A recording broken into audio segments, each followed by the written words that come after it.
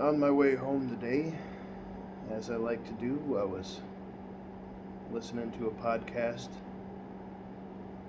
This time it was Jordan Peterson and Douglas Murray. They were discussing what happened in the election. I respect the hell out of those guys. They're brilliant. But as they were describing people like me, they couldn't have been at the same time more wrong about me. I'm not trying to say that they were making a personal comment. It's just the events that transpired to lead us to where we are now just seem to I don't think they have a real perspective on what our perspective actually is. And by our, I mean my general culture, the people I know in my small Midwestern town.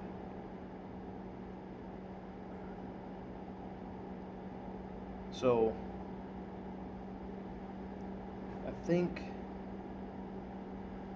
I should take this opportunity and see if maybe I can't reach out and explain exactly where I see that we are and what got us here.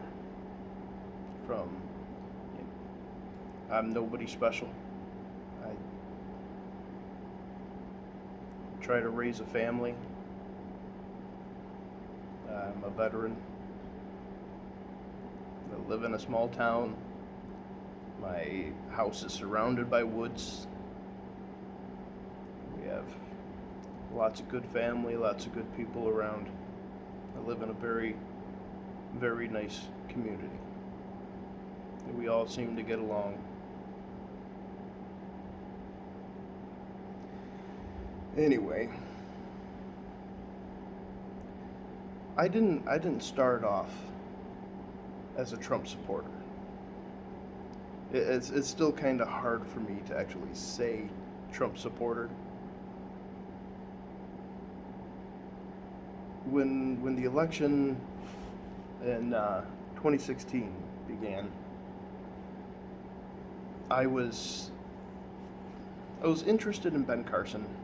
I realized quickly he didn't have the character for leadership. He'd got rolling all over. Then there was Rand Paul, but Ted Cruz was my guy. Like he seemed like the perfect conservative. The guy that conservatives have been talking about, who they've wanted forever. The problem with Ted Cruz is that he kind of looks like a rodent. Growing the beard, great choice for the guy. If he'd have done that in 2016, he'd have probably won the election. Anyway, I argued incessantly with everybody I knew, except for, the Democrat wing of my friends and family, of course. I argued over and over and over again how Donald Trump was he was a Democrat for most of his life. Like his family couldn't vote for him in the primaries because some of them were still registered Democrats in New York. Like, that would have been a scandal, but the media was pushing him hard. He was the top news story.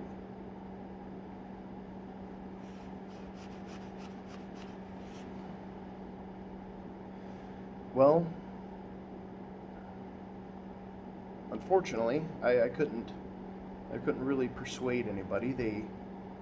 They were pissed off and sick and untrusting of politicians, and you can't blame them when the last couple candidates that we had were Romney and McCain.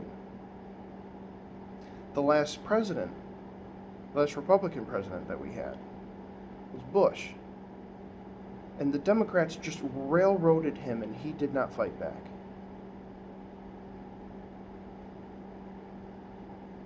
The housing boom began because of the Clinton administration. They artificially inflated the market. The banks rolled with it. But when it came to the time when that bubble burst, before that, the Republicans were holding hearings over Fannie Mae and Freddie Mac and trying to explain that there was going to be an issue, and the Democrats wouldn't hear it. Barney Frank would not hear it. Nothing was done. Nothing could be done. And so the problem persisted until it burst. Right? And at the moment when Bush was like, hey, we're going to bail out these banks, that's not a thing that conservatives do. We don't bail out major corporations. We don't bail out banks. If you mess up, it's because you need to go. Something better needs to take your place. You should not have been doing what you were doing.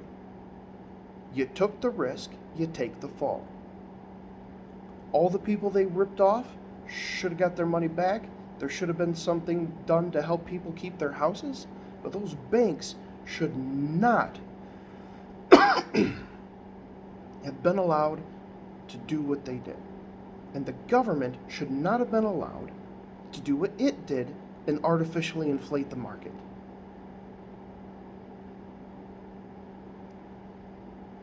When that happened, when that crash happened, the entire narrative was only about the banks, was only about capitalism.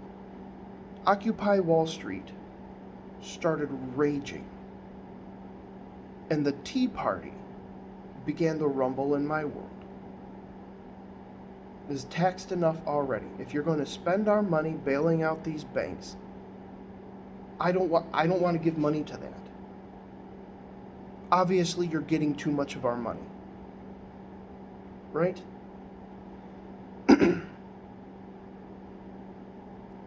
When the Tea Party started up, and it really got any kind of press or any power or anything, the Obama administration started. And right away, they were attacked as racist.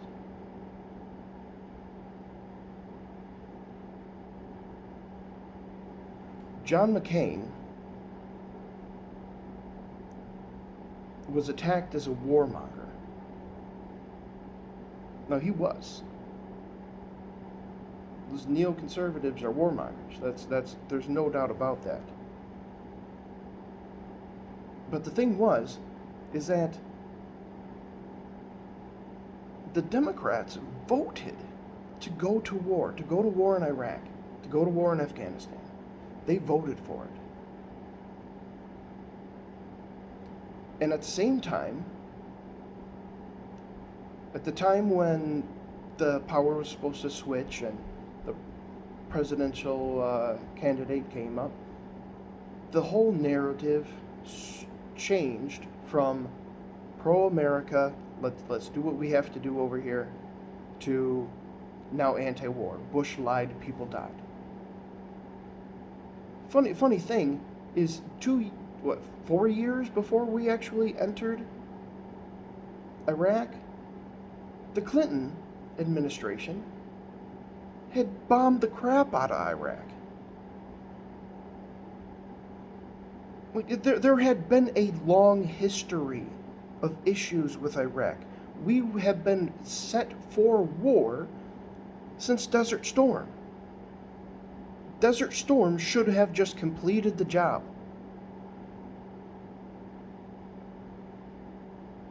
So it became a political issue, a geopolitical issue for a number of years, and it had always been boiling up. Now, if Bush had gotten misinformation It was probably the same information that Clinton got, because it was the same guys running the show.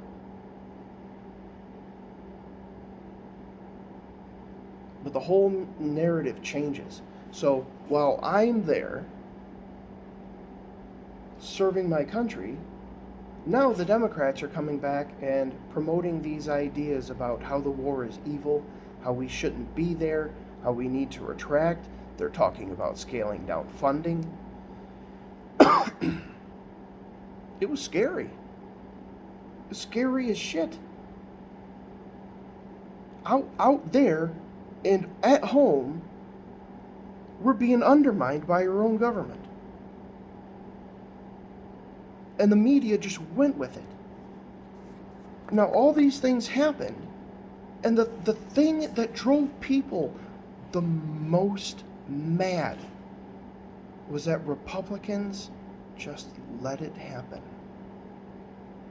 They just let that narrative go. They didn't fight back. They didn't even try to say the truth. There was a few in the offskirts, but they were always just, the far-right extremists, the conspiracy theorists.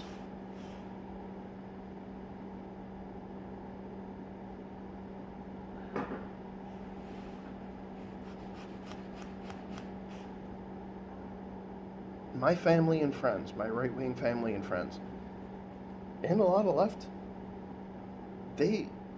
even libertarian friends were big into Trump too, which was a shock. I was like, really? Anyway,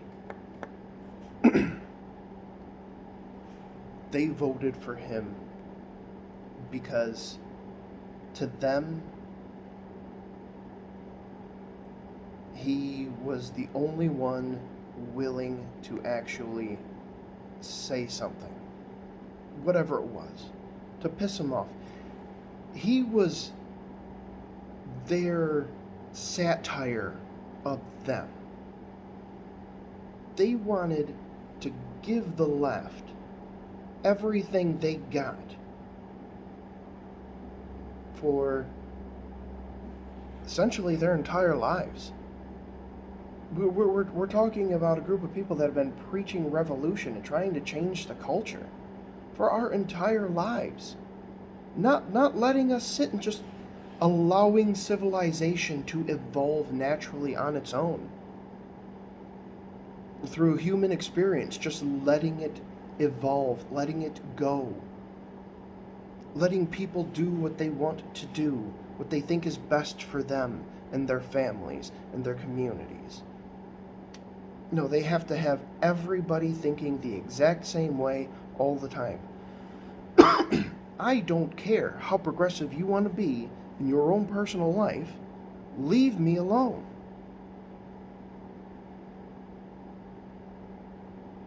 Like, more power to you. You do you. Let me be me.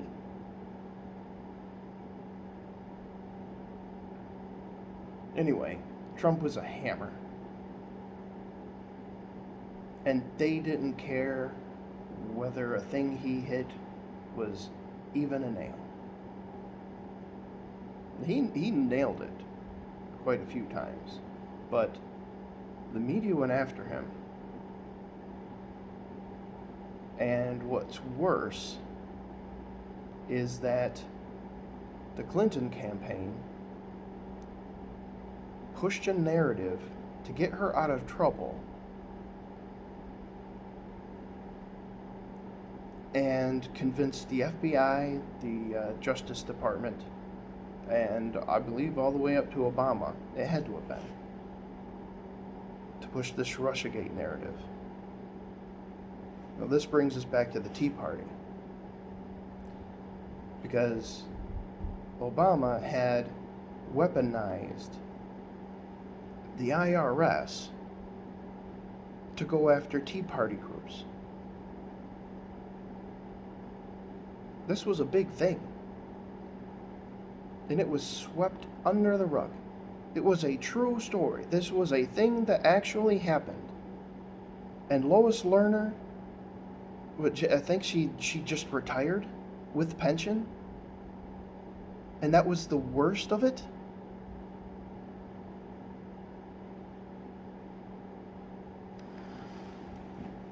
There was the Benghazi thing. There was the Clinton Foundation. Hillary hid her emails for those reasons. Those are the reasons those emails are missing. The issue is not the emails, the issue is what's on the emails. And we believe that that's issues with Benghazi. We believe there's issues with the Clinton Foundation. Because why else would you hide all that? She needed to get America off her case. That's where the Russiagate shit came from. And our government, our intelligence agencies, and our judicial system was weaponized against the Trump administration. This is a thing that happened. You can read all the reports about it. They've been declassified.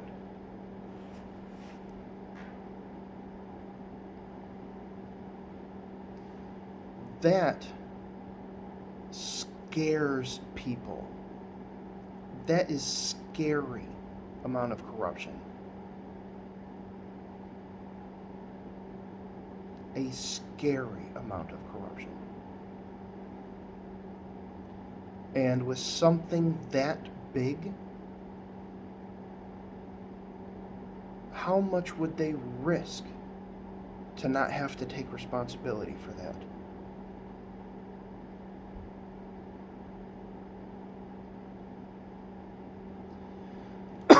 Now, I don't have to tell you that the media is corrupt and is one-sided, extremely biased politically.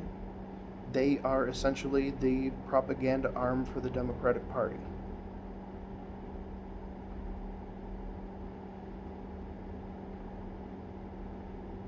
I don't have to tell you that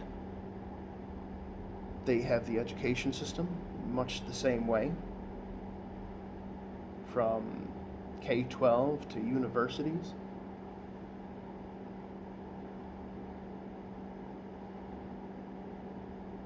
Their woke culture is in corporations. It's in all our lives. It's coming down to us from our employers.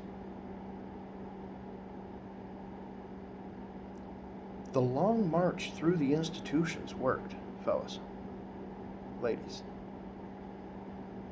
It worked.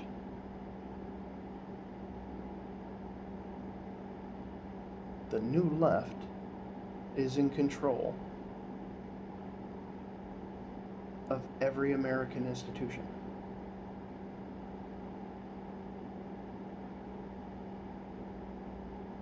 And that's worrisome.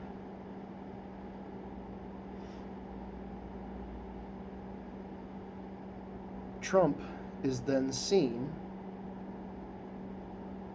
because with Trump being in there as a bull in a china shop, he exposed all this, right? So a lot of people were knowledgeable about these things for a long time, but only just now is it just blatant in your face. You can't deny it and be an honest person.